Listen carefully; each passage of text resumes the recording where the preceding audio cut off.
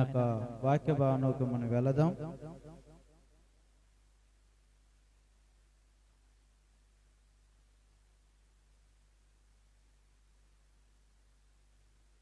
దేవుడు ఎంతగానో మనని ప్రేమించి పోయిన పునరుద్ధాన దినము నుండి ఈ పునరుద్ధాన దినం వరకు కూడా మరి ఆయన యొక్క రెక్కల చాటున భద్రంగా దాచిపెట్టుకున్నాడు. కాబట్టి ఈ రోజు మనందరం కూడా ఇక్కడ కూర్చున్నాం. దేవుని స్తోత్రం. హల్లెలూయా, హల్లెలూయా, హల్లెలూయా, హల్లెలూయా. రెండు చేతులు పైకి లేస్తే ఏమో చూస్తున్నా గానీ లేవట్లేదు. దేవుని స్తోత్రం. హల్లెలూయా, హల్లెలూయా. అది చాలా సంతోషము. మరి యొక్క ఉదయకాల సమయంలో మరి దేవుని యొక్క వాక్యాన్ని మరి బోధించడానికి మరి నేను సిద్ధంగా ఉన్నాను. దేవుని యొక్క శక్తిని, దేవుని యొక్క కృపను, దేవుని యొక్క ఆత్మతో నింపాలని, ఈ యొక్క వాక్యం మన యొక్క హృదయాలను భద్రపరచుకోవాలని, దేవుడు మనతో మాట్లాడాలని మరి అందరం కూడా శ్రద్ధగా విందాం. మరి నేను చెప్పడానికి సిద్ధంగా ఉన్నాను. మరి మీరు వినటానికి సిద్ధంగా ఉన్నారా? ఉన్నారా? మంచిది. దేవుని స్తోత్రం. హల్లెలూయా. ఓకే, వాక్య భాగంలోకి వెళ్దాం. Zechariah, book of Zechariah, page number 777.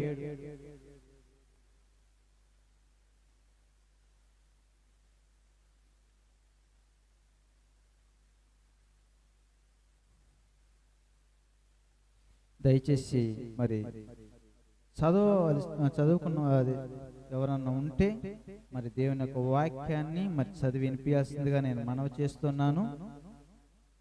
Zechariah, book of Zechariah, chapter 1 verse 7, 1వ అధ్యాయము 7వ వచనం చదవన్నా. చదవండి, చదవండి.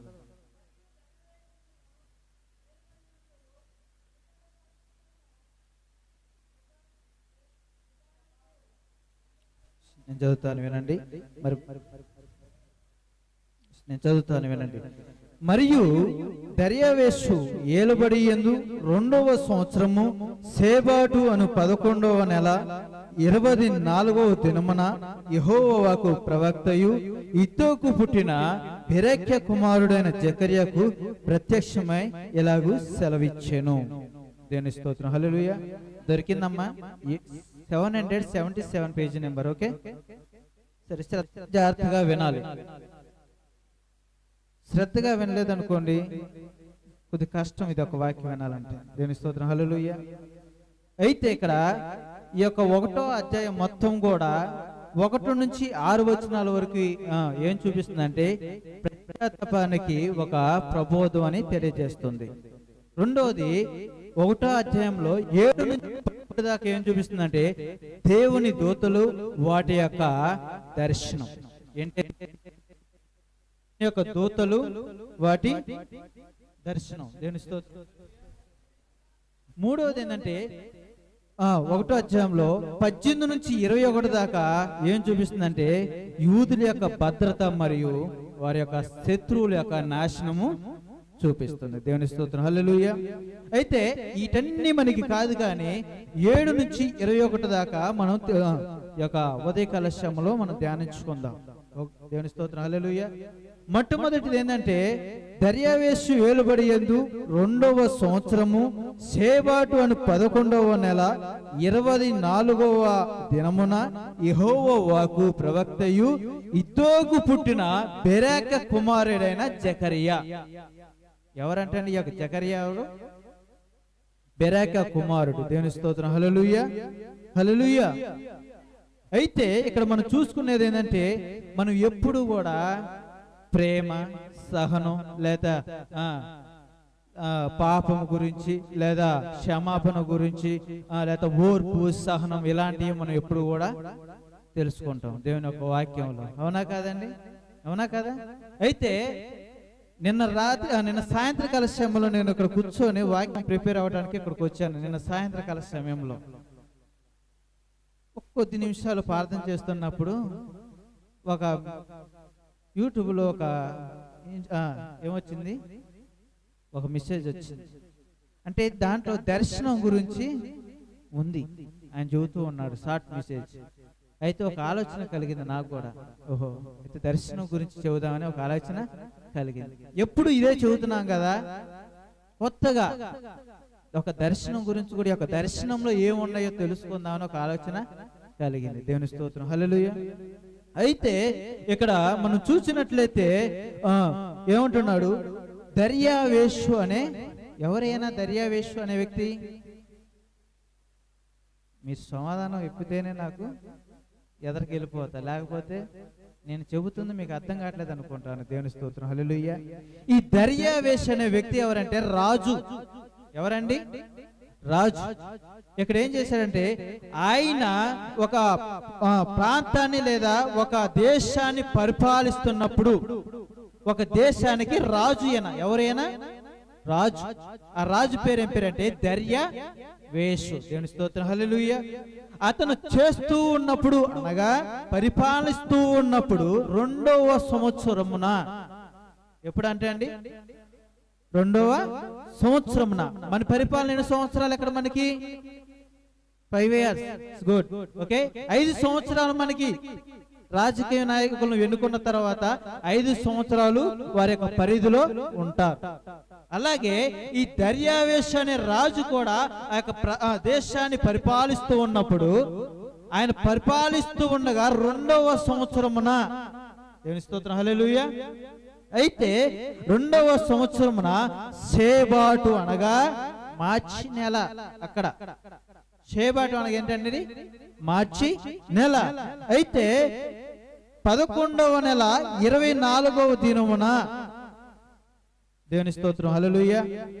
11వ నెల 24వ దినమున, దేవుని స్తోత్రం, హల్లెలూయా.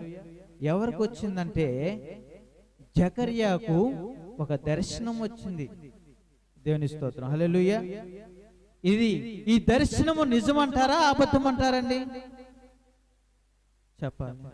ఈ దర్శనము జకర్యాకు వచ్చింది కాబట్టి ఇది నిజమా అబద్ధమా? చెప్పండి. నిజమే. దేవుని స్తోత్రం, హల్లెలూయా, ప్రైజ్ ది లార్డ్. అయితే ఈ యొక్క దర్శనము ఎవరికి వచ్చింది? జకర్యాకి వచ్చింది.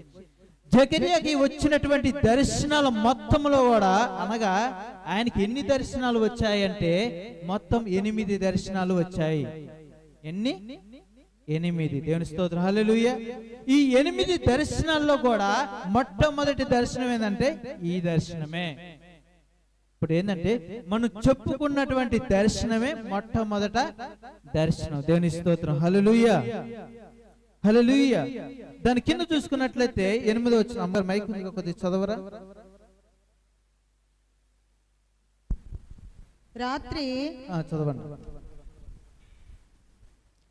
రాత్రి ఎర్రని గుర్రమునెక్కిన మనుషుడొకడు నాకు కనబడెను.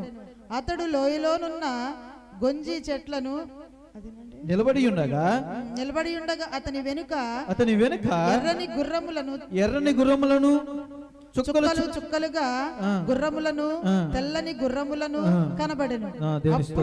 చాలండి, జాగ్రత్తగా వినాలి. దర్యావేషు అనే రాజు యొక్క 2వ సంవత్సర పరిపాలనలో 11వ నెల 24వ దినమున జకర్యా, ఎవరు కుమారుడు అంటండి? బెరాక్య కుమారుడైన జకర్యాకు దర్శనం కలిగింది. ఇంతవరకు అర్థమైంది కమ్మా? దేవుని స్తోత్రం, హల్లెలూయా. మళ్ళీ కనిపిస్తున్నావు బాగా. అయితే ఈ యొక్క దర్శనం వచ్చిందంటే ఎవరికి? జకర్యా గారికి.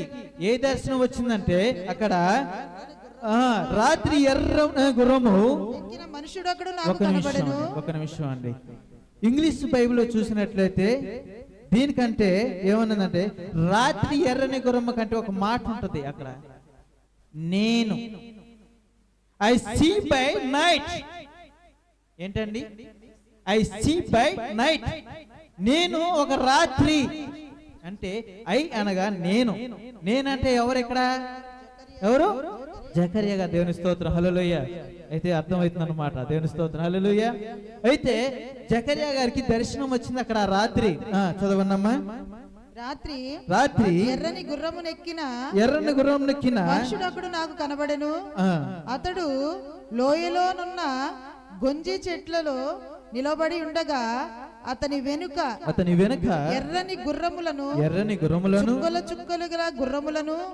చుక్కలు గల గుర్రములను తెల్లని గుర్రములను కనబడెను.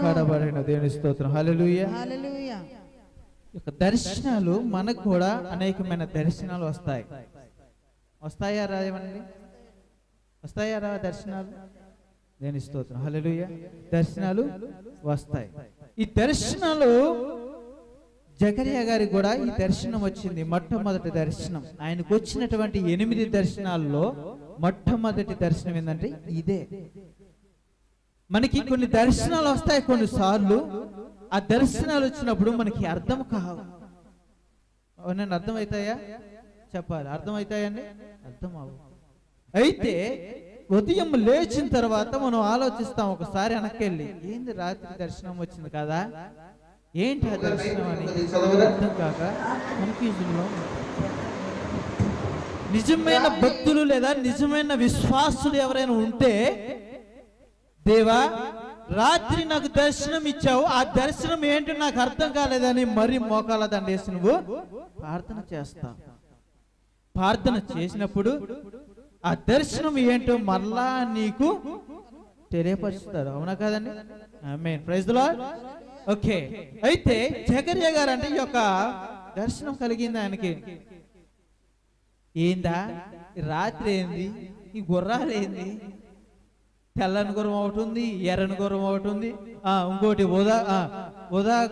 ఉదా రంగులో ఉన్నటువంటి గుర్రము ఫ్రాన్సిస్ బైబిల్లో ఉంటుంది ఈ యొక్క వాక్యం. ఉదా రంగు కలిగినటువంటి గుర్రం అంటే ఈ 3 గుర్రాలు. ఏంటి దేవా ఈ గుర్రాలు ఏంది, ఈ దర్శనం ఏందని కాలేదు జకరియా గారికి. ప్రార్థన చేస్తూ ఉన్నప్పుడు దేవుని స్తోత్రం. హల్లెలూయా. అయితే బైబిల్లో కూడా చాలా మందికి దర్శనాలు కలిగాయి. దేవుని స్తోత్రం. హల్లెలూయా. బైబిల్లో కూడా అబ్రహాం గారు తెలుసా అండి? తెలుసా? మన ఇంటి పక్క నుండి అబ్రహాం గారు కాదు, బైబిల్లో ఉన్నటువంటి అబ్రహాం గారు. ఆయనకి అబ్రహాం గారికి ఒకసారి ఓ దర్శనం ఒంటరిగా కూర్చున్నప్పుడు అంట దర్శనం కలిగిందంట. ఏం దర్శనం కలిగింది? నువ్వు ఉన్నటువంటి దేశమును విడిచిపెట్టి వేరే దేశానికి వెళ్ళు. అదొక దర్శనం. హల్లెలూయా. యెషయా ప్రవక్త ఉన్నాడు, ఆయనకు ఒక దర్శనం కలిగింది. ఏంటి ఆ దర్శనం అంటే, ఆయన దేవుని సింహాసనం మీద కూర్చున్నప్పుడు లేదా దేవుని సింహాసనం మీద ఉన్నప్పుడు ఆయనకు ఒక దర్శనం కలిగింది. ఒక దేవదూత 6 రెక్కలు వేసుకొని, ఎన్ని రెక్కలు అంటండి? ఎన్ని రెక్కలు? 6 రెక్కలు వేసుకొని ఒక దర్శనం కలిగింది. ఒక దేవదూత. దేవుని స్తోత్రం. హల్లెలూయా. ఈ 6 రెక్కల్లో 2 రెక్కలు మొహాన్ని కప్పుతున్నాయి, 2 రెక్కలు కాళ్ళను కప్పుతున్నాయి, 2 రెక్కలతో ఎగురుతూ ఉన్నాయి. దేవుని స్తోత్రం. హల్లెలూయా. ఇది ఆ రోజుల్లో కలిగినటువంటి యెషయాకు కలిగిన దర్శనం. దేవుని స్తోత్రం. హల్లెలూయా. హల్లెలూయా. 3వ దర్శనం ఇంకో మాదిరి వ్యక్తిని చూపిస్తాను. యోసేపు కలిగిన దర్శనం ఏంటంటే, వారి అన్నల దగ్గరికి వెళ్ళేటప్పుడు అంట ఒక దర్శనం కలిగింది. ఏం దర్శనం అంటే, అన్న నాకు ఒక దర్శనం కలిగింది. మనకున్నటువంటి పొలములో, మనకున్నటువంటి యొక్క గోధుమ పంటలను ఏం చేస్తారమ్మా? ఏం చేస్తారు? తీసి బయట పడేస్తారా? వేస్తారా? చెప్పాలి. వేయరు. వరి కోసినట్టే వాటిని కోస్తారు. చిన్న చిన్న కట్టలు కట్టి ఎండేదాకా ఏం చేస్తారు? అక్కడే వేస్తారు. వరి మాగానికి ఎప్పుడు వెళ్ళలేదు మీరు? చూడలేదు? రోడ్డు ఏమిటైనా దారుణం. హల్లెలూయా. చిన్న చిన్న కట్టలు కట్టి అక్కడ వేస్తారు. ఎందుకంటే వెండేదాకా వాటిని కొద్దిగా ఉంచుతారు. ఆ పచ్చిపోయి వెండి వచ్చేదాకా ఆరబెడతారు. దేవుని స్తోత్రం. హల్లెలూయా. అయితే ఆయన అంటున్నాడు, అన్న నాకు ఒక దర్శనం కలిగింది. మన యొక్క గోధుమ పంటలో చిన్న చిన్న కట్టలు కట్టి పెద్ద కట్ట కలిగినటువంటి కట్టకి నమస్కారం చేస్తున్నాయన్నా అన్నాడంట. ఏమన్నాడు? చిన్న చిన్నవి కూడా కలిసి పెద్దదానికి నమస్కారం చేస్తున్నాయని చెప్పాడు. రాబోయే రోజుల్లో తమ్ముడు రాజు అవుతాడని ముందుగా ఇచ్చినటువంటి దర్శనం యోసేపుకు. దేవుని స్తోత్రం. హల్లెలూయా. హల్లెలూయా. అదే విధంగా ఈ యొక్క బైబిల్ గ్రంథంలో మనం చూసినట్లయితే ఈ యొక్క జకరియా కూడా దర్శనం కలిగింది. హల్లెలూయా. ఈ యొక్క మనం చదువుకున్నటువంటి వాక్యంలో ఈ యొక్క గుర్రాలు ఏంటో నేను చదువుతాను, జాగ్రత్తగా గమనించాలి. Praise the Lord. అయితే ఎప్పుడైతే జకరియా గారికి ఒక ఏమొచ్చింది, దర్శనం వచ్చింది. ఈ దర్శనం వచ్చిందో ఒక పెద్ద దేవదూత వచ్చి ఏమంటుందంటే, అక్కడ ఎర్రని గుర్రము ఎక్కి ఎక్కడుందంటే అండి, నేను చదువుతాను. ఎక్కడుంది అది? గొంజి చెట్ల మధ్య ఉంది. ఎక్కడుందమ్మది చెప్పండి. మనుషుల్లో కూడా నాకు కనపడను, అతను లోయల్లో ఉన్న గొంజి చెట్లలో నిలిచి ఉండగా. దేవుని స్తోత్రం, హల్లెలూయా. ఎక్కడుందంటే అండి, ఒక దేవదూత వచ్చి, గొంజి చెట్లు అంటే ఎటువంటి అంటే పొట్టు కురుసలో ఉంటాయి, అంటే చాలా ఎత్తు తక్కువలో ఉంటాయి. దేవుని స్తోత్రం, హల్లెలూయా. అయితే ఈ జకరియా గారికి అర్థం కాక అంటున్నాడంట, ఒక దేవదూత వచ్చింది. ఎక్కడికి? ఆ దేవదూత మీద ఒక ఎర్రని గుర్రము కూర్చొని, అది ఎక్కడుందంట అండి, గొంజి చెట్ల మధ్య నిలిచి ఉండగా. దేవుని స్తోత్రం, హల్లెలూయా. జాగ్రత్తగా వినాలి. ఎక్కడుంది ఇప్పుడు? ఒక పెద్ద దేవదూత వచ్చింది, దాని మీద ఎర్రని గుర్రము కూడా ఉంది. దాని తర్వాత అది ఎక్కడుందంటే గొంజి చెట్ల మధ్య ఉంది. దేవుని స్తోత్రం, హల్లెలూయా. అయితే మిగతా గుర్రాలు ఏమేమున్నాయి? ఎర్రని గుర్రము ఉంది, తెల్లని గుర్రము ఉంది, లేదా ఉదా రంగులో ఉన్నటువంటి గుర్రము కూడా చుక్కలు కలిగినటువంటిది, అంటే ఉదా రంగు కలిగినటువంటి గుర్రం అక్కడ. దేవుని స్తోత్రం, హల్లెలూయా. ఈ ఫ్రాన్సిస్ బైబిల్లో ఉంటది, ఎవరు కదా అది చుక్కలుగా అంటే ఉదా రంగు కలిగినటువంటి గుర్రం. దేవుని స్తోత్రం, హల్లెలూయా. అయితే జకరియా గారికి అర్థం కావట్లేదు, ఏంటి ఇవి ఇలా వచ్చాయని చూసినప్పుడు దాని కింద ఉంటది ఇంకో మాట. మొత్తం చదివితే సమయం మొత్తం కూడా చాలా అయిపోయింది కాబట్టి 12వ వచనం చదువుకుందాం. అందుకు యెహోవా, చదవన్నమ్మా 12. అందుకు యెహోవా దూత సారీ క్షమించండి, 10వ వచనం. అప్పుడు గొంజి చెట్లలో నిలబడి ఉన్నవాడు, ఇవి లోకమంతటను తిరుగుటకును యెహోవా పంపించిన గుర్రములని చెప్పెను. చాలా దేవుని స్తోత్రం, హల్లెలూయా. ఏ అంటే జాగ్రత్తగా వినాలమ్మా దయచేసి.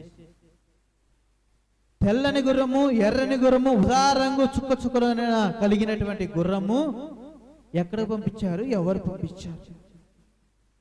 దేవుడు యొక్క లోకానికి పంపించాడు వాటిని. దేనికి? ఆ యొక్క ప్రాంతంలో ఉంటున్నప్పుడు ఏం చేస్తున్నారు, లేదా వీరేమి మాట్లాడుచున్నారు, వినుచున్నారని ఈ యొక్క గుర్రాలను ఏం చేశాడంటే లోకం మీదకు పంపాడు. ఎక్కడ పంపాడండి?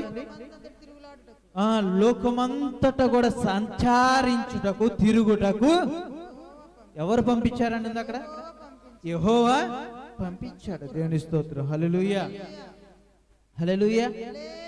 ఎందుకు పంపించాడు ఆయన? ఏం చేస్తున్నారో తెలుసుకోవడానికి పంపించాడు. దేవుని స్తోత్రం, హల్లెలూయా, హల్లెలూయా. అయితే ఈ పంపించినప్పుడు ఈ దూతల పని అంటే, ఈ యొక్క పెద్ద దూత ఏంటంటే ఒక చోట దాక్కున్నది. అది ఎక్కడ నిలిచి ఉంది? గొంజి చెట్ల మధ్య ఉంది. దేవుని స్తోత్రం, హల్లెలూయా. ఎక్కడుందంటే అది గొంజి చెట్ల మధ్య నిలబడి ఉంది. దేవుని స్తోత్రం, హల్లెలూయా. ఒకటి అర్థమైందిగా. ఈ మిగతా గుర్రాలు ఏం చేస్తున్నాయంటే లోకాన్ని సంచరించడానికి, అనగా లోకం మొత్తం కూడా ప్రచారం చేయటానికి. దేనికి? దేవుని యొక్క వాక్యాన్ని బోధించడానికి, లేదా దేవుని యొక్క శక్తిని వాటికి బోధించడానికి, లేదా ఇదందరూ ఏం చేస్తున్నారని చూడటానికి గుర్రాలు మొత్తం కూడా సంచరిస్తూ ఉన్నాయి. దేవుని స్తోత్రం, హల్లెలూయా. మన మధ్యలో హెలికాప్టర్ వస్తుంది, తెలుసా అండి? హెలికాప్టర్ అంటే తెలుసా? తెలీదా? తెలుసు. దేవుని స్తోత్రం, హల్లెలూయా. అది ఎందుకు పైకి ఎగిరినప్పుడు ఒకసాటే ఉంటదా? ఉండదు. ఏమైతే తిరుగుతా ఉంటది. దేనికి? వారు ఏ ప్రాంతానికైతే వెళ్ళాలో, వారు ఏ ప్రదేశానికి వెళ్ళాలో, దేని కొరకు వెళ్ళాలో అది మొదలుకొని ఆ ప్రాంతంలో తిరుగుతూ ఉంటది. దేవుని స్తోత్రం, హల్లెలూయా. ఆ ప్రాంతం చూడకుండా ఒకేసారి కింద దిగిద్దా? దిగదు. దానికి కొన్ని రూల్స్ ఉంటాయి, కొన్ని పద్ధతులు ఉంటాయి. ఎలా దించాలో తెలియాలి, ఎలా పైకి ఎత్తాలో తెలియాలి. అలాగే ఈ యొక్క 3 గుర్రాలు కూడా కలిసి అంట పెద్ద దూత అయిన దేవదూత దగ్గరికి, ఎక్కడుంది దేవదూత నిలుచొని? గొంజి చెట్ల మధ్య ఉంది. దేవుని స్తోత్రం, హల్లెలూయా. అక్కడికి వచ్చాయి అంట. అయితే లోకం మొత్తము కూడా దాని కింద చదివినట్లయితే 11వ వచనంలో అవి గొంజి చెట్ల మధ్యను నిలబడిన యెహోవా దూత చూచి, మేము లోకమందంతటా తిరుగులాడుచు వచ్చి ఉన్నాము. ఇదిగో లోకులందరూ శాంతము కలిగి నిమ్మలముగా ఉన్నారని చెప్పాను. దేవుని స్తోత్రం, హల్లెలూయా. జాగ్రత్తగా గమనించాలి. ఇక్కడే ఈ దూతలు ఏం చేశాయంటే లోకం మొత్తం కూడా సంచరించి తిరిగి వచ్చాయి. తిరిగి వచ్చి దూత ఏమంటున్నాయంటే, అయ్యా దేవుడా, లోకం మొత్తం మేము తిరిగాము, లోకం మొత్తం కూడా శాంతముగా ఉందంట. ఏముందంట? శాంతముగా ఉందంట. దేవుని స్తోత్రం, హల్లెలూయా, హల్లెలూయా. ప్రశాంతంగా ఉంది లోకం మొత్తం కూడా. కింద చదవని ఇంకో మాట ఉంటుంది. అక్కడి నుంచి మొదలవుతుంది మనకి ఇప్పుడు వాక్యం. అందుకు యెహోవా దూత సైన్యములకు అధిపతికి యెహోవా 70 సంవత్సరముల నుండి 70 సంవత్సరముల నుండి నీవు యెరూషలేము మీదను యూదా పట్టణముల మీదను కోపముంచి ఉన్నావే, ఇక ఎన్నాళ్ళు కనికరపడకయుందు అని మనవి చేయగా. హల్లెలూయా. చాలండి. ఈ దూతలంట ప్రచారం చేయడానికి వెళ్ళినప్పుడు ఏమని చెప్పాయి? మొత్తము కూడా ప్రశాంతంగా నెమ్మదితో కూడి ఉంది. కానీ మరి ఈ యెరూషలేము మీద ఉన్నటువంటి యూదా పట్టణం ఒకటే ఎన్ని సంవత్సరాల నుంచి అంటండి? 70 సంవత్సరాలు. దేవుని స్తోత్రం, హల్లెలూయా. ఎన్ని సంవత్సరాలు? 70 సంవత్సరాలు. ఏమైపోతున్నాయి 70 సంవత్సరాల నుంచి కూడా?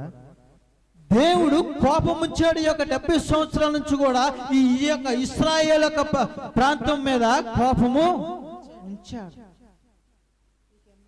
అప్పుడు అంటున్నాడంట దేవదూత, అయ్యా 70 సంవత్సరాల నుంచి కూడా ఈ యొక్క ఇశ్రాయేల్ యొక్క ప్రాంతము కోపం ఉంచావే, కనికరించువా అని అడుగుతున్నాడంట. ఎవరు? ఈ 3 గుర్రాలు అనగా 3 దేవతలతో వచ్చి ఏ దూతతో చెప్పాయి? పెద్ద దూతతో చెప్పాయి. ఏమని? జాగ్రత్తగా వినాలమ్మ. ఇక్కడే 3 దూతలు 3 గుర్రాలు కలిసి మొత్తం కూడా తిరిగి ఏమన్నాయి? అయ్యా మొత్తం కూడా ప్రశాంతంగా ఉంది, నెమ్మదితో కలిగి ఉంది. ఈ యొక్క దేశం మాత్రమే, అంటే ఇశ్రాయేలు యొక్క ప్రజలు మాత్రమే 70 సంవత్సరాల నుంచి ఇబ్బంది పడుతున్నారు, నరకములు అనుభవిస్తున్నారు, బాధపడుతున్నారు, ఇరుకు ఇబ్బందులకి లోనవుతున్నారు. వీరిని కర్ణించవని పెద్ద దూత ఎవరికి మొరపెడుతుంది? చెప్పాలి. దేవునికి మొరపెడుతుంది. దేవుని స్తోత్రం, హల్లెలూయా.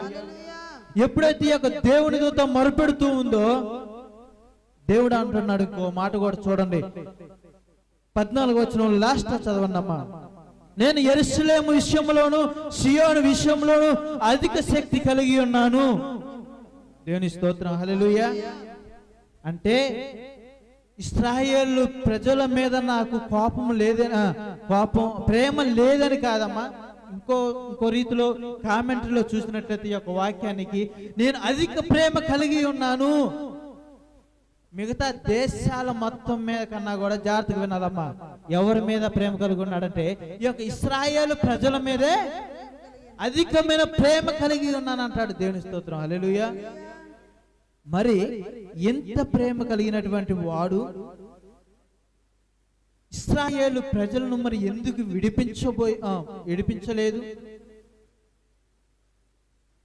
ఎందుకు వారి మీద ఆయన ప్రేమ చూపలేదంటే ఇక్కడ అంటాడు ఒక మాట, మనం పడ్డ కష్టాలు, మనం పడ్డ బాధలు, మన పడ్డ ఇరుకులు ఇబ్బందులు ఎవరు వచ్చి చూస్తారంటే మనని ఎవరు వచ్చి చూస్తారు? దేవుని దూతలు. దేవుని స్తోత్రం, హల్లెలూయా. దేవుని దూతల మొట్టమొదటి వచ్చి మనం పడుతున్నటువంటి కష్టాలు లేదా మనం పడుతున్నటువంటి ఇబ్బందులు, ఇరుకులు ఇవన్నీ కూడా దేవుని దూతలు మన సంచరించి మన చుట్టూరు కూడా తిరుగుతూ చూస్తూ ఉంటాయి. దేవుని స్తోత్రం, హల్లెలూయా. తర్వాత ఈ దేవుని దూతల ద్వారా దేవునికి తెలియజేస్తాయి. హల్లెలూయా. అలాగే ఇక్కడ ఒక చిన్న కథ చెబుతాను మీకు. అబ్రాహాం గారు ఉన్నారు, తెలుసా అండి? తెలుసుగా. అయితే ఈ అబ్రాహాం గారు ఆ మమ్రే అనే ప్రాంతంలో ఉంటుంటే సింధూరా అనే నగరంలో ఒక గుడారంలో ఉన్నప్పుడు ముగ్గురు వ్యక్తులు అతని దగ్గరకు వచ్చారు. జాగ్రత్తగా వినాలి. ఎంతమంది వచ్చారు? ముగ్గురు వ్యక్తులు వచ్చారు. ఈ ముగ్గురు వ్యక్తులు ఆ గుడారంలో ఉంటున్నప్పుడు అబ్రాహాం గారి దగ్గరకు వచ్చి వారిని చూసినప్పుడు అబ్రాహాం గారు ఏమన్నారో తెలుసా అండి? ముగ్గురు వ్యక్తుల్ని, అయ్యా మీరు నా యొక్క గృహంలోకి వచ్చి నివసించండి, నేను మీకు అన్ని విధాలుగా అన్ని రకాలుగా నేను మిమ్మల్ని పోషిస్తాను. దేవుని స్తోత్రం, హల్లెలూయా. తినడానికి తిండి ఇస్తాను, తాగటానికి మంచినీళ్ళు ఇస్తాను, శయనించడానికి పడకలను నేను సిద్ధపరుస్తాను. ఈ ముగ్గురు వ్యక్తులు అనగా ఎవరో కాదు, ఒక వచనంలో ఒక మాటలో తెలియజేస్తుంది. అంటే ఈ ముగ్గురు దేవదూతలు ముగ్గురు వ్యక్తులు అనగా మూడు దేవుని దూతలు. దేవుని స్తోత్రం, హల్లెలూయా. వచ్చారు ముగ్గురు వ్యక్తులు, అబ్రాహాం గారి యొక్క గుడారంలో సంచరించారు. వారికి మంచి మాంసంతో ఆహారాన్ని పెట్టాడు, నిద్రించడానికి మంచి పడకలను సిద్ధపాటు చేశాడు. ఎవరు? అబ్రాహాం గారు. అంటున్నాడు కదా దేవుని దూతలు, అయ్యా రాత్రి నుంచి ఇప్పుడు వరకు కూడా, ఎప్పుడు ఉదయం లేచి అబ్రాహాం గారితో అంటున్నారు ఈ ముగ్గురు దూతలు కూడా, రాత్రి నుంచి ఇప్పుడు వరకు కూడా మీరు మంచిగా మమ్మల్ని చూసుకున్నారు, నిద్రించడానికి మంచి పడకలు సిద్ధపాటు చేశారు, మంచి భోజనాన్ని సిద్ధపాటు చేశారు. అబ్రహాం నీ భార్య అయిన శారా ఎక్కడా అని అడిగాడంట. దేవుని స్తోత్రం, హల్లెలూయా.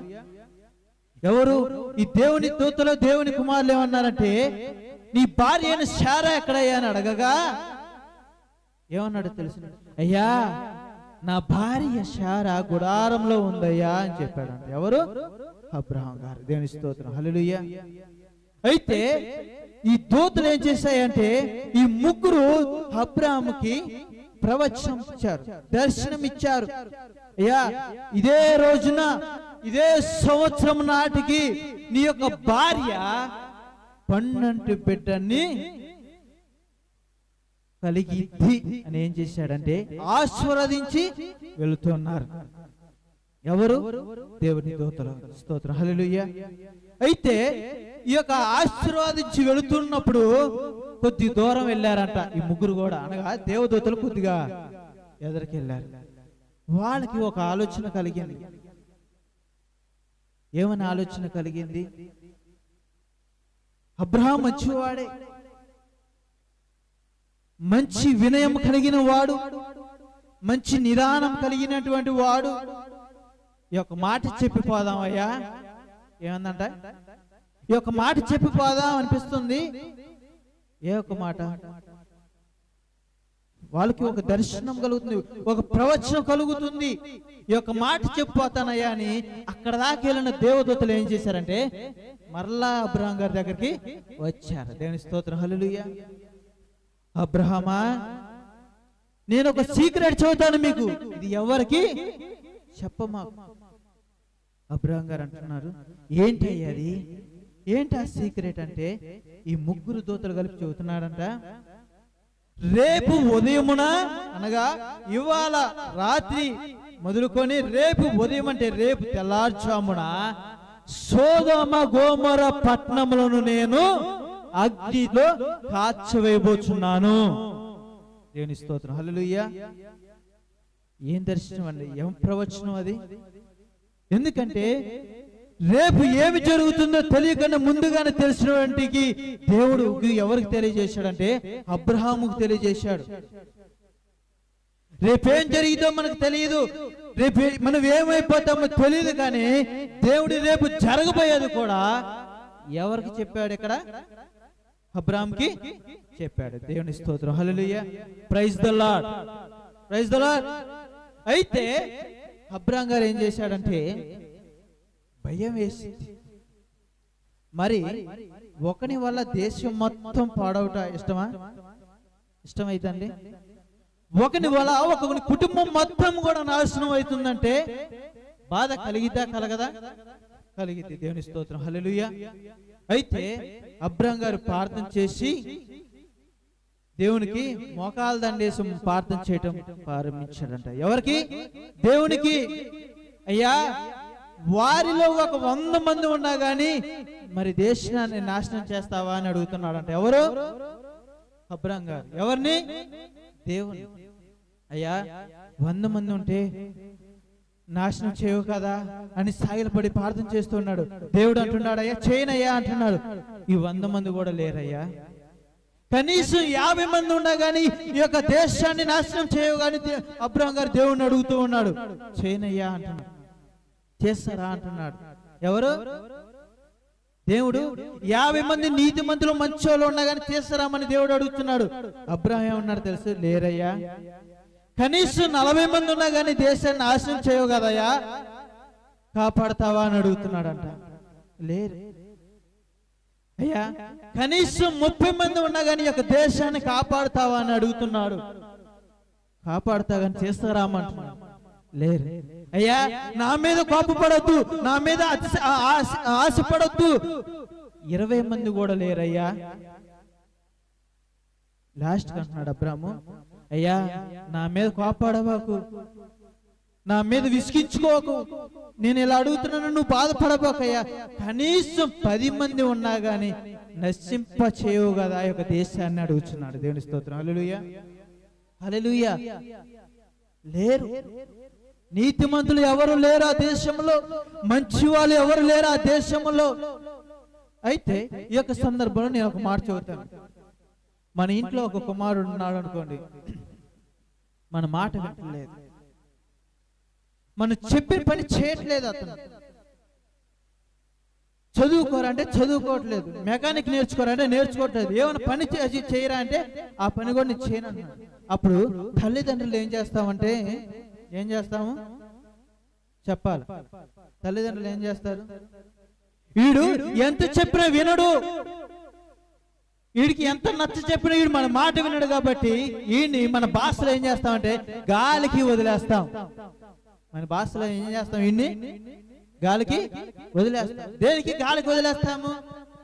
వీడు ఎంత చెప్పినా మన మాట వినడు, వీడు ఎంత చెప్పినా మనం చెప్పింది చేయడు, వీడు ఏది నేర్చుకోమని చేయడు, లేదా మన భార్య మన మాట వినదు, మన భర్త మన మాట వినడు, నా పిల్లలు నా కూతురు నా మాట వినదు, నా కొడుకు నా మాట వినడు అని ఏం చేస్తాము? వీళ్ళని వదిలేస్తాం. దేనికి? గాలికి వదిలేస్తాం వీళ్ళని. అలాగే దేవుడు ఏం చేశాడంటే ఇశ్రాయేలు ప్రజలను బాబిలోనులకు అప్పగించాడు. దేవుని స్తోత్రం, హల్లెలూయా. ఇది అని జరిగిన సంఘటన. అసలు మొత్తం కూడా ఇశ్రాయేలు ప్రజలను ఎవరికి అప్పగించాడు? బబులోనులకు అప్పగించాడు. దేవుని స్తోత్రం, హల్లెలూయా. ఇది సంగతి ఇక్కడ జరిగింది. బబులోనులకు అప్పగించడానికి కారణం ఏంటంటే దేవుని మాట వినలేదు, దేవుణ్ణి దూషించారు, దేవుణ్ణి వ్యతిరేకించాడు. దేవుడు ఏం చేశాడు ఇంతవరకు కూడా? ఎలాగంటే తినడానికి తిననిచ్చాడు, కట్టుకోవడానికి బట్టలనిచ్చాడు, తాగటానికి నీళ్ళు ఇచ్చాడు. కానీ ఇశ్రాయేలు ప్రజలు ఇప్పుడు కూడా అప్పుడు ఏం చేశారంటే ఆ రోజుల్లో గొనుగుతూనే ఉన్నారు. దేవుని స్తోత్రం, హల్లెలూయా, హల్లెలూయా, హల్లెలూయా. అయితే ఈ యొక్క ఇశ్రాయేలు ప్రజలను బబులోనీయులకు అప్పగించాడు. దేవుని స్తోత్రం, హల్లెలూయా. దేనికి అప్పగించాడు చెప్పాలండి? ఇశ్రాయేలు ప్రజలను వీళ్ళందరూ కూడా ఎందుకు అప్పగించాడు? దేవుని మాట విననందుకు అప్పగించాడు. హల్లెలూయా, హల్లెలూయా. మరి మన పొజిషన్ ఏంటి? మన పరిస్థితి ఏంటి? దేవుని మాట విననందుకే ఇశ్రాయేలు ప్రజలను వేరే దేశానికి అప్పగించారు. దేనికి? మంచిగా చూసుకోమని కాదు, లేదా మంచిగా వాళ్ళకి ఆహారం ఇవ్వమని కాదు, మంచిగా నీరు ఇవ్వమని కాదు, కానీ శ్రమలను గురి చేయడానికి, వారిని అణచివేయడానికి ఒక దేశాన్ని బబులోనీయులకు అప్పగించింది.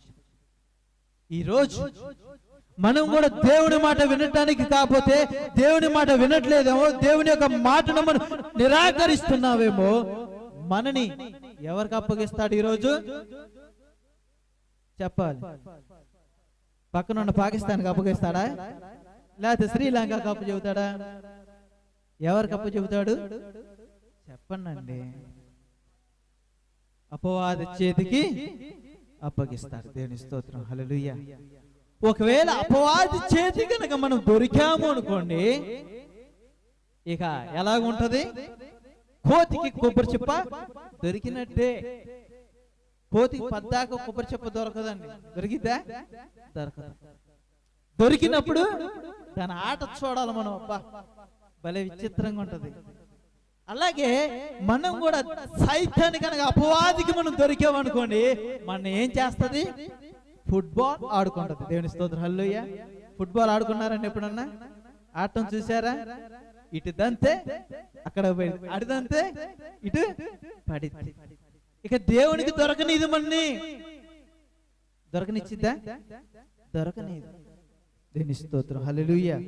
అందుకేనే మనం ఎలాంటి బాధల్లో అయినను, ఎలాంటి కష్టంలో ఉన్నప్పుడు కూడా, ఎలాంటి బాధల్లో ఉన్నప్పుడు కూడా, ఎలాంటి సమస్యలు కూడా ఇరుక్కున్నప్పుడు కూడా అపవాది చేతికి మనము చిక్కకూడదు. ఇశ్రాయేలు ప్రజలు దేవుని ఎదురించారు, ఎక్కిరించారు, అవమానపరిచారు. చివరికి ఏమైపోయారంటే అణిచివేయబడుతున్నారు. దేవుని స్తోత్రం, హల్లెలూయా. ఆ మాట అంటది. ఇంకో మాట మనం చూసుకున్నట్లయితే,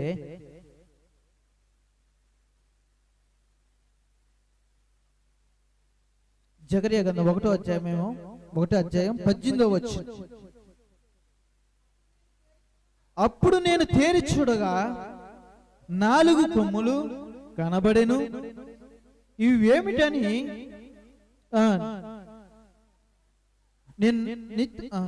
నాతో మాట్లాడుచున్న దూతను అడగగా, అతడు, ఇవి యూదా వారిని, ఇశ్రాయేలు వారిని, యెరూషలేము నివాసులను చెదరగొట్టిన కొమ్ములనెను. దేవుని స్తోత్రం, హల్లెలూయా. అయితే ఈ ఇశ్రాయేలు ప్రజలను బబులోనులకు అప్పగించు. బబులోనులకు, గ్రీకులకు, రోమీయులకు, పార్సీలకు ఈ యొక్క ఇశ్రాయేలు యొక్క ప్రజలను 4 దేశాలకి అప్పగించారు. దేవుని స్తోత్రం, హల్లెలూయా. దేవుడు కూడా బైబిల్లో ఒక వ్యక్తిని సాతానికి అప్పగించాడు. అవునా కాదండి? తెలుసా ఆయన ఎవరు? ఆయన నీతిమంతుడే, యథార్థమంతుడే, కానీ అతని యొక్క విశ్వాసాన్ని కనుగొనడానికి సాతానికి అప్పగించాడు. ఎవరండి ఆ వ్యక్తి? ఆయన యోబు. దేవుని స్తోత్రం, హల్లెలూయా. యోబు యొక్క జీవితంలో మనం చూసుకున్నట్లయితే, యోబును కూడా ఏం చేశాడంటే సాతానుగా అప్పగించాడు. యోబు గ్రంథం మనం చూసినట్లయితే ఆయన అంట దేవదూతలు కూడా వచ్చాయి. దేవదూతలతో పాటు సాతాను కూడా వచ్చింది. ఏమంటుందో తెలుసా? దేవునితో సాతాను, యోబు మంచోడే అంటున్నావు కదా, యోబు నీతిమంతుడు అంటున్నావు కదా, యోబు గుణవంతుడు అంటున్నావు కదా, ఒకసారి ఆయనకున్నటువంటి ఆస్తులు మొత్తం కూడా తీసేసి, అనగా అతనుకున్నటువంటి భార్యను, పిల్లలను, లేదా అతనుకున్నటువంటి ఎడ్లను, ఒంటెలను, లేదా ఆయనకున్నటువంటి స్థిర ఆస్తులు మొత్తాన్ని కూడా ఆయనకి దూరం చేస్తే, యోబు కూడా నిన్ను దూషిస్తాడా? ఎవరు అంటున్నారు ఈ మాట? సాతాను అంటుంది. దేవుని స్తోత్రం, హల్లెలూయా. దేవుడు ఏమన్నాడు తెలుసా? యోబు అలాంటి వ్యక్తి కాదు, అతను నన్ను అవమానపరిచేవాడు కాదు, కానీ నీకు ఒక అవకాశాన్ని నేను ఇస్తున్నా. దేవుని స్తోత్రం, హల్లెలూయా. ఏమంటున్నాడు తెలుసా? నువ్వు సమస్తమును నాశనం చేయగాని అతని మీద చేయవేయ మాత్రము. హల్లెలూయా. ఏని మీద అంటండి? ప్రాణము మీద అధికారము లేదు. ఏం చేశాడండి యోబు? సాతాను చేత శోధించబడ్డాడు. అలాగే ఈ యొక్క ఇశ్రాయేలు యొక్క ప్రజలు కూడా ఈ యొక్క 4 ప్రాంతాల్లో వారు చేత అనగదొక్కబడ్డారు. ఎలాగా? దూషించబడ్డారు, కష్టాల్లో కష్టలించబడ్డారు, బాధలను అనుభవించారు, బాధించబడ్డారు, దూషించబడ్డారు. దేవుని స్తోత్రం, హల్లెలూయా. యోబు కూడా ఏం చేశాడంటే దేవుని నామాన్ని ఆయన దూషించలేదండి.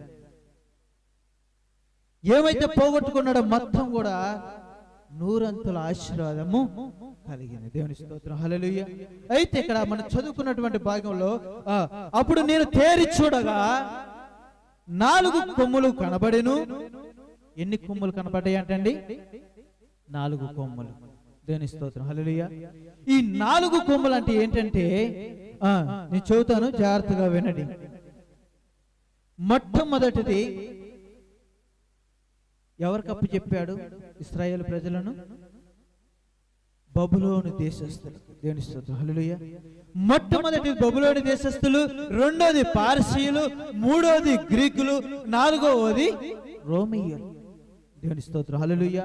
ఈ 4 కొమ్ములు అనగా ఈ 4 దేశాలు. జాగ్రత్తగా వినండి. దేవుని స్తోత్రం, హల్లెలూయా. ఈ 4 కొమ్ములు అనగా 4 దేశాలు. దేవుని స్తోత్రం, హల్లెలూయా. తర్వాత మనం చూసినట్లయితే ఈ వేటని నేను నాతో మాట్లాడుచున్న దూతను అడగగా ఏం చెప్పాడంటండి? దూతకు చూపిస్తూ ఉన్నాడు ఇక్కడ, అయ్యా ఈ 4 కొమ్ములు అన్నావు కదా, ఏంటిది? అదంతా జకరీగా కలుగుతున్నటువంటి దర్శనమేమని చెప్పుకునేది ఏదో కాదు. ఏంటిదండి? జకరీకి కలుగుతున్నటువంటి దర్శనం ఇదంతా కూడా. 4 కొమ్ములు అన్నావు కదా, ఈ 4 కొమ్ములు అంటే ఏంటి అని అడుగుతున్నప్పుడు ఇశ్రాయేలు ప్రజలను అణిచివేయటానికి చుట్టూ ఉన్నటువంటి దేశాల ఇవి అంటున్నాడంట. ఏమేమి చెప్పాలి? బబులోనీయులు, రెండోది పార్సీయులు, మూడోది గ్రీకులు, 4వది రోమీయులు.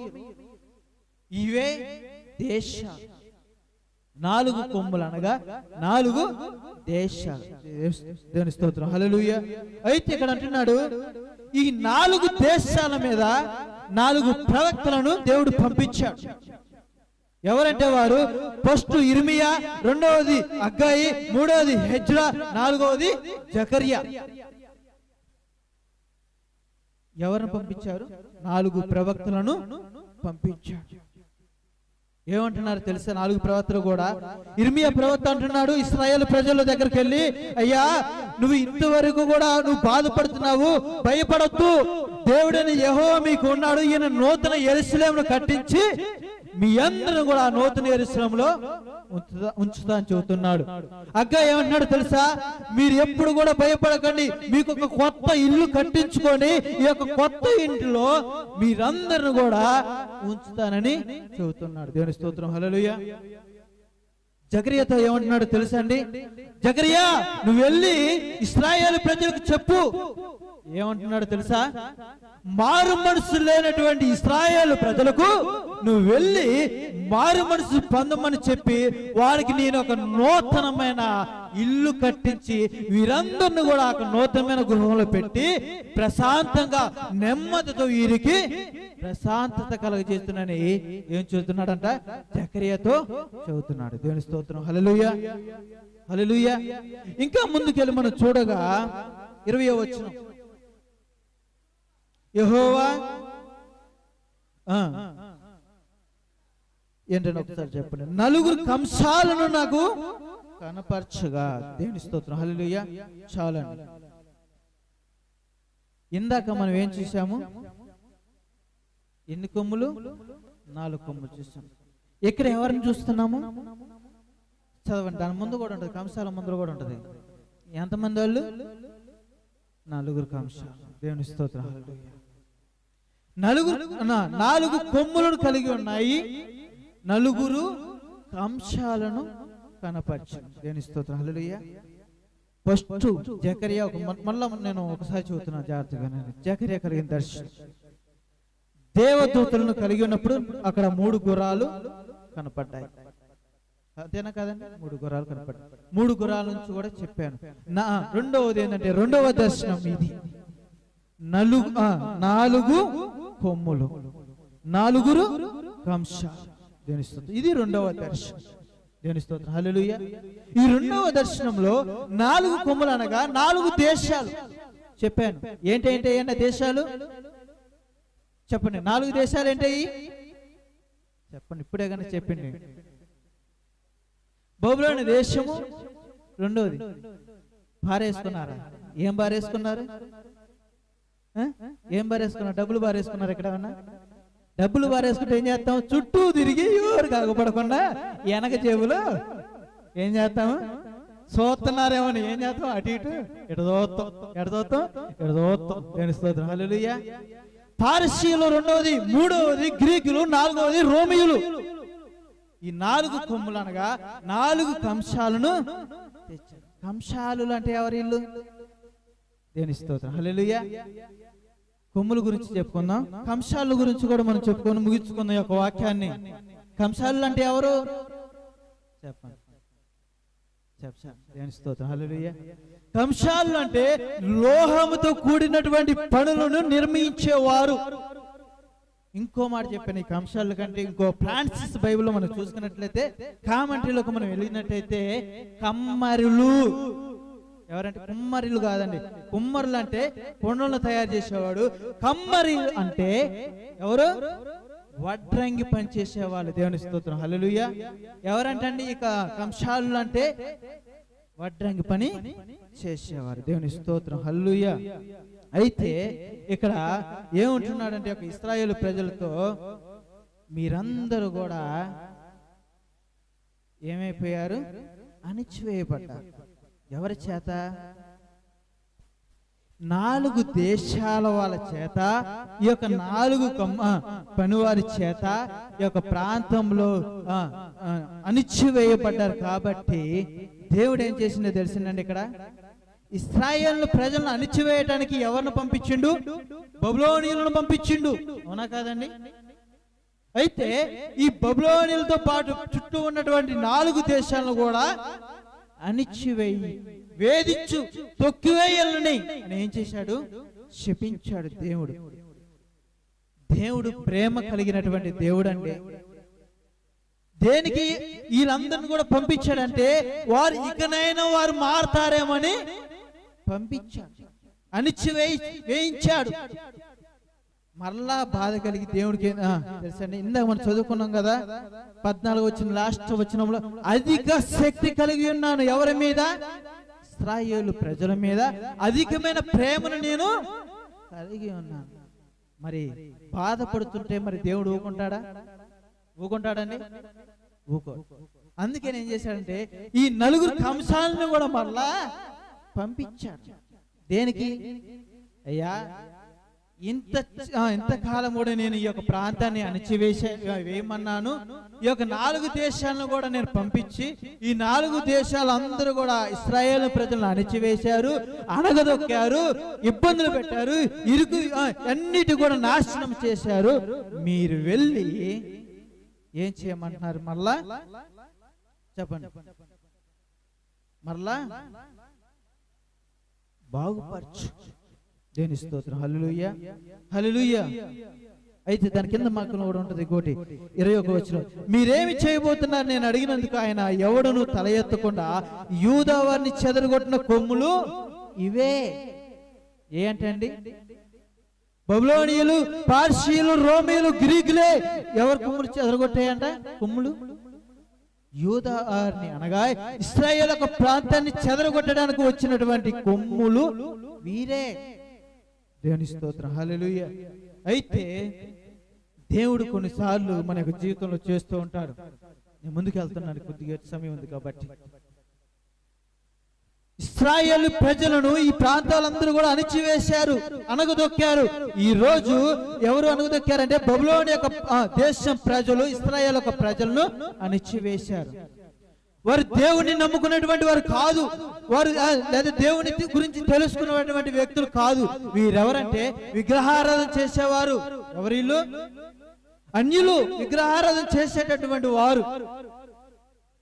ఆరే అణిచివేశారంటే మరి ఈ రోజు మనం ఉన్నామే, దేవుని నమ్ముకొని ఉన్నాం, మనం దేవుని గురించి తెలుసుకొని ఉన్నాము, దేవుని అంటే ఏందో తెలుసు. ఈ రోజు మనం కూడా ఏం చేస్తున్నాము చెప్పండి? అణిచివేయబడుతున్నాము, అణిచివేస్తున్నాం, ఎదగకుండా తొక్కుతున్నాం. ఎవరిని? మన కుటుంబంలో ఉన్నటువంటి వారినే, లేదా మన యొక్క ఇంటి పక్కన ఉన్నటువంటి వారినే, లేదా మన యొక్క బంధువుల్లోనే, మన యొక్క రక్త సంబంధంలోనూ మనం ఏం చేస్తున్నాం అంటే ఈరోజు అనగదొక్కుతున్నాం. దేనికి? ఒకరు బాగుపడటం మనకి ఇష్టం లేక. బబులోనియలు చేశారు, ఇశ్రాయేలు ప్రజలు బాగుపడటం ఇష్టం లేక బబులోనియలు ఏం చేశారంటే ఇశ్రాయేలు ప్రజలను అనగదొక్కారు. అలాగే ఈ రోజు మనం ఏం చేస్తున్నాం? దేవుని నమ్ముకున్నటువంటి మనము, మారు మనసు పొందినటువంటి మనము, లేదా దేవుని యొక్క నిజ సత్యాలు, దేవుని యొక్క దర్శనాలు కలిగినటువంటి మనము ఈరోజు ఏం చేస్తున్నామంటే అణిచివేస్తున్నాం. ఒకటి జీవితంలో జాగ్రత్తగా గమనించాం. జీవితంలో ఎదగాలంటే మనం ఏం చేయాలి? జీవితంలో మనం ఎదగాలంటే ఎవరు చేయబట్టుకున్నా గానీ వెదగము. దేవుని చేయబట్టుకుంటే మాత్రమే నువ్వు ఎదుగుతావు. దేవుని స్తోత్రం, హల్లెలూయా. దేవుని చెయ్యి ఎప్పుడైతే విడిచిపెట్టావో, దేవుని నామం ఎప్పుడైతే నువ్వు దూరపరిచావో, దేవుని మందిరానికి రాకుండా నువ్వు ఎప్పుడైతే దూరపరిచావో, నిన్ను ఎవరికి అప్పగిస్తాడు? ఎవరికి అప్పగిస్తాడండి? నాకేమైనా అప్పగిస్తాడా? అప్పగించడు. దేవుని నామాన్ని ఎప్పుడైతే మనం దూరంగా ఉన్నామో సాతానికి అప్పగిస్తాడు. దేవుని స్తోత్రం, హల్లెలూయా. ఆ రోజు ఇశ్రాయేలు ప్రజలు దేవుని నామమును వినలేదు, దేవుని యొక్క సన్నిధిని గ్రహించలేదు, ఆయన మాట వినలేదు కాబట్టి శత్రువులకు అప్పగించాడు. ఈ రోజు కూడా మనం ఆయన మాట వినలేదు అనుకోండి, ఆయన చేయి విడిచిపెట్టామనుకోండి, ఎవరికి అప్పగిస్తాడు? సాతానుకు అప్పగిస్తాడు. దేవుని స్తోత్రం, హల్లెలూయా. సాతానుకు అప్పగిస్తే మనని ఫుట్బాల్ ఆడుకుంటాడు. ఎవరు? సాతాను మన ఫుట్బాల్ ఆడుకుంటాడు. దేవుని స్తోత్రం, హల్లెలూయా. జీవితంలో ఎదగాలంటే మనం ఇంకో పని కూడా చేయాలి. ఎవరు మన పైకి లేపరు, ఎవరు మన పైకి లాగరు, ఎవరు మనకి చెయ్యి సపోర్ట్ ఎవరు? మనంతరము మనమే కింద పడినా గాని పైకి లగవాలి. దేవుని స్తోత్రం, హల్లెలూయా. తాగి కింద పడిపోయాడు అనుకోండి, చూస్తారా గాని ఎవరు లేపరు. లేకపోతే నువ్వు వ్యాధితో లేదా అనారోగ్యంతో బాధపడుతున్నప్పుడు నువ్వు కింద పడుతున్నావు కానీ ఎవరు నిన్ను లేపరు. ఎవరు లేపాలి? నిన్ను ఆ దేవుడే నిన్ను లేపాలి. నీ శోధన వచ్చినప్పుడు కానీ, నీ కష్టం వచ్చినప్పుడు కానీ ఎవరు నీకు చేయందీరు. మాట చెప్పిపోయేవాడే కానీ ఎవడు కూడా నిన్ను పైకి ఎదగనీడు. కారణం ఏంటి? నువ్వు ఎదిగితే వారు ఓరవలేరు. దేవుని స్తోత్రం, హల్లెలూయా. నువ్వు ఎదిగితే వారు ఓరవలేరు. అందుకే నేను చేస్తాను తెలుసా, మన ఇంటి పక్కనే ఉంటాడు, మన వీధిలోనే ఉంటాడు, మన ఇంట్లోనే ఉంటాడు. మనం ఏం చేస్తాము? వాడిని అణిచివేయడానికి మనము చేస్తాం. దేవుని స్తోత్రం, హల్లెలూయా. అలాగే బబులోనులో కూడా ఈ యొక్క ఇశ్రాయేలు ప్రజలను ఏం చేశారంటే అణిచివేశారు. అయినా కానీ దేవుడు ఏం చేస్తున్నాడు? వాడి మీద ప్రేమ తగ్గిపోలేదు. దేవుని స్తోత్రం, హల్లెలూయా, హల్లెలూయా, హల్లెలూయా. మనం ఎదగాలంటే దేవుని చేయని ఎప్పుడు కూడా విడిచిపెట్టకూడదు. దేవుని స్తోత్రం, హల్లెలూయా. ఈ ఒక్క మాట చెప్పి నేను ముగిస్తాను, సమయం చాలా ముందుకు వెళ్ళిపోయింది కాబట్టి. మనం ఉదయము లెగంలోనే ఎవరు మొహం చూస్తాము చెప్పాలి. ఈ ఒక్క మాట చెప్పి నేను ముగిస్తాను, మీరు సహకరిస్తే తొందరగా ముగిస్తాను. మరి ఉదయం లేవగానే ఎవరు మొహం చూస్తాము చెప్పాలి. తెలీదండి, మీరు లేచి మీరు చేసే పని మీకు కూడా తెలియకపోతే ఇక నేనేం చెప్పాను చెప్పండి. ఉదయం లేచి ఏం చేస్తామంటే దేవుని స్తోత్రం, హల్లెలూయా. కొంతమంది ప్రార్థన చేస్తారు, లేదా కొంతమంది మోకరించి ప్రార్థన చేస్తారు. కొంతమంది దేవుని ఎరగనటువంటి వారు ఏం చేస్తారంటే నా కూతురు మొహం చూస్తే కలిసి వచ్చిందని ఏం చేస్తారు? అమ్మా కళ్ళు మూసి లేవగానే బుజ్జి తల్లి బంగారు తల్లి ఆడుంది డ్రామా అంటారు. ఎక్కడ? కాసేపు గుడ్డోళ్ళు అయిపోతారు. అమ్మాయి దగ్గర రాగలనే, నాన్న నువ్వేనా పెద్ద కుమార్తెవేనా? నాన్న నేనే బుజ్జినే. మా సరి చూడమ్మా అని తెలుసు. దేవుని స్తోత్రం, హల్లెలూయా. కళ్ళు తెచ్చి చూడగలనే వాళ్ళ కూతురు పడి అంటదంట, నేను ఉదయం లేవగానే నా కూతురు మొహం చూస్తా అంటదంట. ఎవరి మొహం? కూతురు మొహం. దేనికి? కలిసి వచ్చిందని. సాయంత్రం కల్లా ఏం చేస్తుందంట? తల్లి తినిద్దంట. దేవుని స్తోత్రం, హల్లెలూయా. పొద్దున పూట కూతురు మొహం చూసి సంతోషించింది, సాయంత్రం భర్త ఇంటికి రాగానే చెప్పండి, నవ్వు కూడా రావట్లేదుగా మీకు? దేవుని స్తోత్రం, హల్లెలూయా.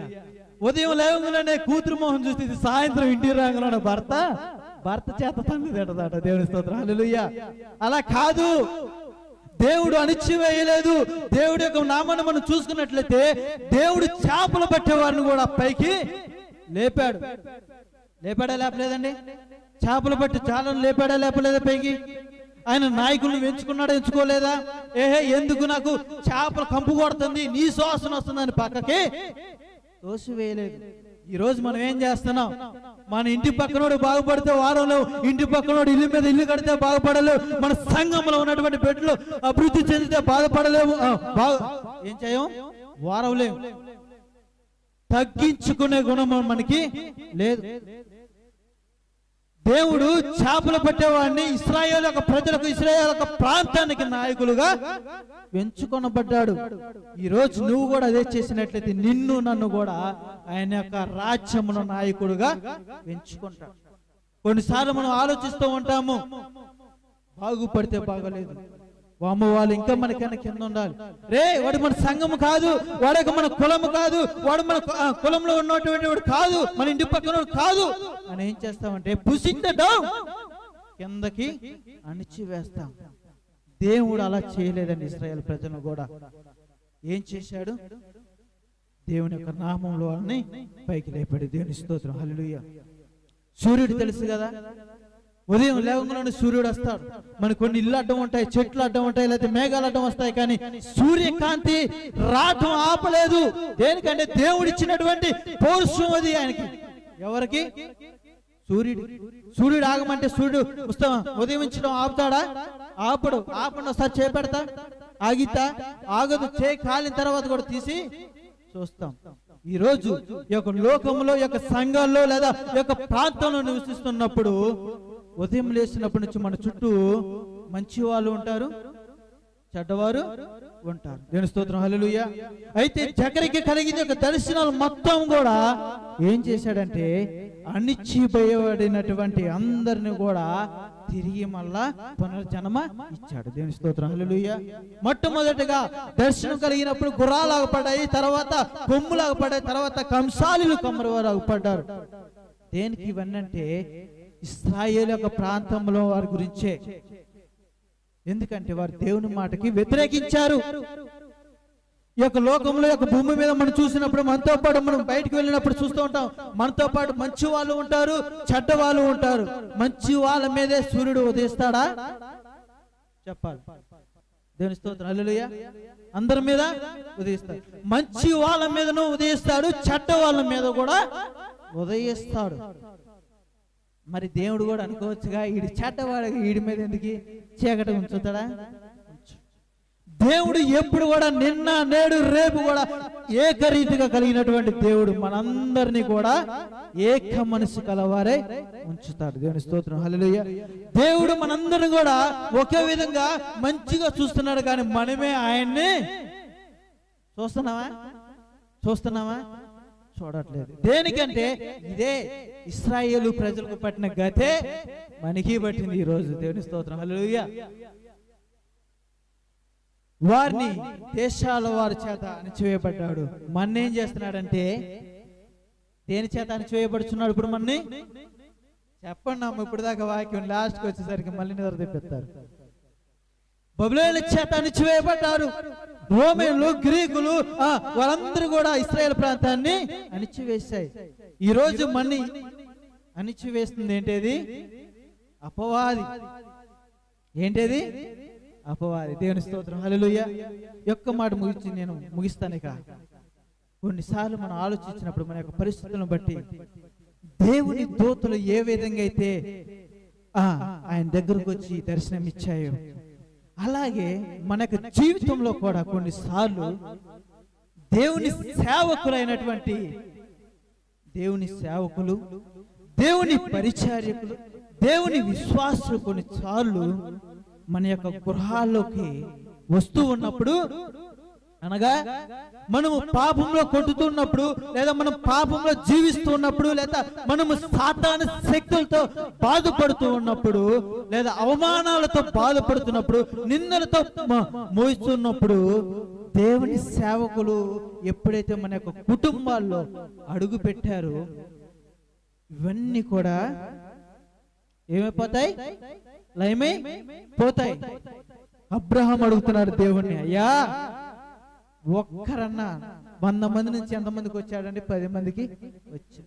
ఎవరును లేరు, అయినా నాశనం చేయబాకయ్యా అని ప్రార్థన చేస్తాడు. దేవుని సేవకుడు కూడా ఈరోజు సంఘము నాశనం అయిపోతే చూస్తూ ఉండలేడు. ఆమేన్. మీకోసం ఎప్పుడు ప్రార్థించే వ్యక్తి ఎవరంటే దేవుని సేవకుడు ఒక్కరు మాత్రమే. కారణం ఏందో తెలుసా? ఇశ్రాయేలు ప్రజలు ఎలాగైతే నశించిపోతున్నారో అలాగ నశించిపోవడం దేవుని సేవకునికి ఎప్పుడు కూడా ఇష్టం ఉండదు. అందుకని నేను చెబుతున్నాను, దేవుని సేవకుని మన యొక్క కుటుంబాల్లో కొనికి ఆహ్వానిద్దాం.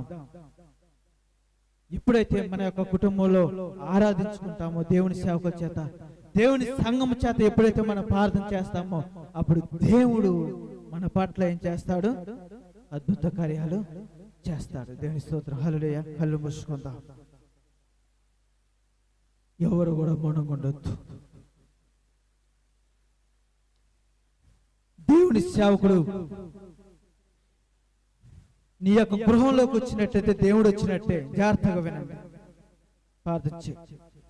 అయ్యా, ఇక నుంచైనా దేవుని సేవకుని ఇశ్రాయేలు పట్టిన గట్టి మాకు పట్టకుండా దేవుని సేవకుడు మా కొరకు ఏ విధంగా అయితే ప్రార్థన చేస్తూ ఉన్నాడు,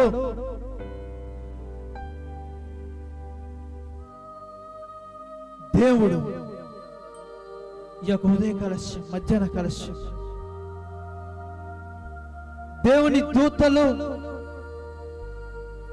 దేవుని యొక్క కొమ్ములు ఏ విధంగా అయితే వచ్చాయి, కంసాలను కనపరిచాడు. మా యొక్క హృదయాల్లోకి రాయ్యా. అనగ తొక్కబడుతున్నామేమో, ఎవరు మమ్మల్ని పైకి లేవరు, మానవ రీతిలో ఉన్నటువంటి మేమే పైకి లేవాలి. నీ చెయ్యయ్యా, అడుగుదామా? నీ చేయి చాపుతావా ఆయన వైపు? ఆయన యొక్క చేయి పట్టుకోబోతున్నాడు. నీ చేతులు ఆకాశం వైపు ఎత్తితే ఆయన యొక్క ఉదయ కలశంలో నీ చేయి తాగబోతున్నాడు. ఆయనకి నీ చేయిస్తావా? నీ చేయి చెప్ప ఆకాశం వైపు, అయ్యా నా చేయి పట్టుకో, ఇప్పుడు దాకా నేను అపవాదికి ఇచ్చాను, నా చెయ్యి, నా చేయి పట్టుకోవయ్యా. అయ్యా నా చేయి నీకు ఇస్తున్నా దేవా, నా చేయిని పట్టుకోవా. దేవుని సేవకులు ఇప్పుడు వరకు నా గృహం చుట్టూ వైపు రానియలేదేమో, ఆయన రాకడ చేత నీ కుటుంబం ఆశీర్వదించబడును గాక. ఆయన రాకడ కొరకు నీ యొక్క కుటుంబంలో ఉన్నటువంటి అనారోగ్యాలు మొత్తం కూడా నశించిపోవును గాక. నీ కుటుంబంలో అవమానాలు పొందుతున్నావు, అయ్యా నాకు ఎప్పుడు జరగనేది జరగట్లేదని నువ్వు దూషిస్తూ ఉన్నావేమో, నీ సేవకుని పిలిచి నీ ఇంట్లో నీ గృహంలో ప్రార్థించుకో, సమస్తము కూడా ఆయన మహిమ కలుగును గాక. ప్రార్థన చేసుకుందాం, ప్రార్థన చేసుకుందాం. అయ్యా, ఎలాంటి స్థితిలో నేను ఇశ్రాయేలు ప్రజలు బాబిలోనులో అణిచివేశారో, దూషించారో, అవమానపరిచారేమో, నేను అలా ఉండకూడదయ్యా. అబ్రాహాము గారు ప్రార్థన చేసినట్టుగా, అబ్రాహాము గారి భార్య శారాకు దర్శనం ఇచ్చినట్టుగా నాకు కూడా మంచి దర్శనం ఇయ్యయ్యా. ఈ దర్శనం నా యొక్క కొరకు, నా యొక్క కుటుంబం వరకు మంచి దర్శనమే మనం ప్రార్థించేద్దాం.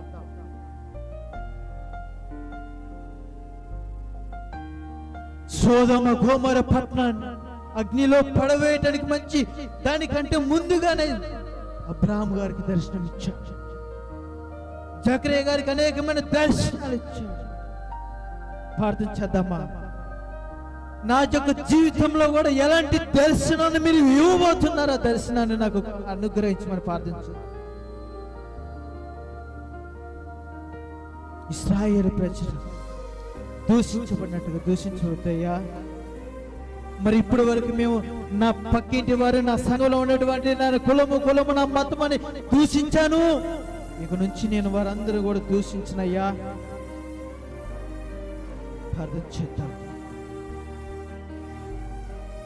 ఈ యొక్క ఉదయకాల మధ్యాహ్న కలశం అయ్యా, నీ చెయ్యి నేను విడనాడిచినయ్యా. అయ్యా, నీ చెయ్యి నేను పట్టుకోలేకపోతున్నానయ్యా. నన్ను ఎంతో మంది దూషించారయ్యా,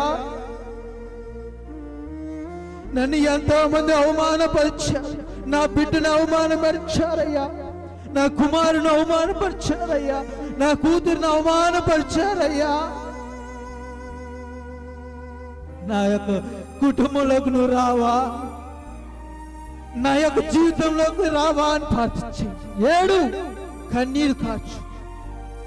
నువ్వు రెండు చేతులు ఎత్తి ఆకాశం వైపు వెప్పితే ఆయన యొక్క పరిశుద్ధాత్మ యొక్క దూత నీ యొక్క చేతిని తాగబోతున్నాయి. వింటున్నావా? ఎలాంటి సమస్యలు చిక్కుకొని ఉన్నావేమో. నా అప్పులు తీరట్లేదు, నా గృహం కట్టాను ఇంకా పని పూర్తవట్లేదు, నా కుమారులు వివాహం కావట్లేదని ఏడుస్తున్నావేమో.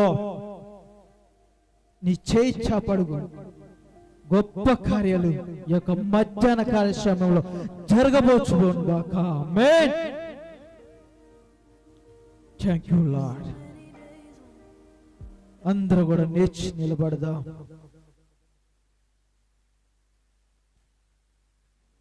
మీ అందరి కొరకు చిన్న ప్రార్థన. ఆయన యొక్క పరిశుద్ధాత్మ ఈ యొక్క మధ్యాహ్న కలశంలో నాతో మాట్లాడాలని ప్రతి ఒక్కరు కూడా నీ స్వరాన్ని తెరిస్తే, నీ స్వరాన్ని తెరిచి ఆయన అడిగితే, నీ రెండు చేతులు చాపే ఆయన వైపు చాపి అడిగితే, ఆయన యొక్క మధ్యాహ్న కలశంలో ఆయన దూతకు ప్రత్యక్షమై ఆయన పరిశుద్ధాత్మ తాగుతుంది. యొక్క మధ్యాహ్న కలశం. మహాపరిశుద్ధుడైన తండ్రి, నీ పరిశుద్ధ పాదాల స్తోత్రాలయ్యా. జకరియా కలిగినటువంటి దర్శనాలు మాలో కలగండి అయ్యా. యోసేపు కలిగినటువంటి దర్శనాలు మాలో కలగండి అయ్యా. అదేవిధంగా అబ్రాహాము కలిగించినటువంటి దర్శనాలు కలిగించండి అయ్యా. యోబు సాతాను వెంటాడింది, కానీ నువ్వు చేయి చాపి నీ ప్రాణాన్ని కాపాడావయ్యా. అదే రీతిగా సాతాను మా ప్రాణాలు అడుగుపోతుందేమో, సాతాను మమ్మల్ని వేధిస్తూ ఉందేమో. సాతానికి చెక్కనే బాగు మీ జ్ఞాపం చేసుకో. నీ బిడ్డల యొక్క ఉదయకాల విషయంలో నీ చేత అప్పగిస్తూ ఉన్నాను. ఆరాధన మీ తోడును బలపరచండి. ప్రత్యేక అభిషేకం చేత మీరు నింపమని ప్రార్థన చేస్తున్నాను. జ్ఞాపం చేసుకో. నన్ను కూడా నాన్న మీ శక్తి చేత, మీ బలము చేత, మీ ఆత్మ చేత నింపబడి అనేక ఆత్మలను రక్షించడానికి జ్ఞాపం చేసుకో. డబ్బు కోసం ఆశించట్లేదు కానీ ప్రభా, నేను దేవుని చేత ఆశించబడుతున్న నీ ఆత్మ నాకు కావాలని నీ తోడును బలపరచు. యేసు పరిశుద్ధ నామములో అడిగి వేడుకుంటున్నాం తండ్రి. ఆమేన్. ఆమేన్.